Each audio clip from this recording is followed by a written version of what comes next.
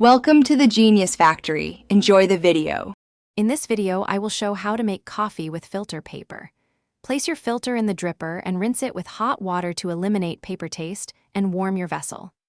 Add freshly ground coffee, level the bed, and pour a small bloom amount to release gases.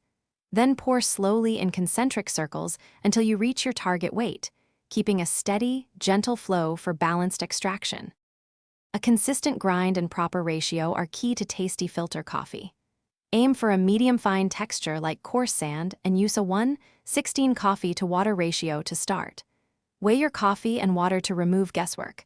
Small tweaks improve body and strength.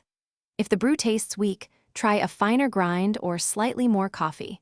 If bitter, try coarser grounds or a faster pour to reduce over-extraction. If you're enjoying the tips, please subscribe and like to support the channel and get more brewing guides.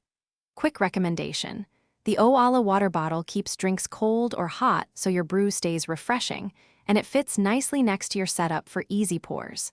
I find it handy between pours and cleanups. Check the description for the link and other deals, and now let's get back to the video. Pouring technique controls extraction and clarity in your cup. Start with a bloom pour roughly twice the coffee weight to wake the grounds and let gases escape for 30 to 45 seconds. Then pour in slow, concentric circles from the center outward, keeping the water level steady and avoiding the edges. Finish with a measured pulse to reach your target weight, allow the water to drain fully, and enjoy the clean, balanced result. Thanks for watching. If you found this helpful, don't forget to like and subscribe.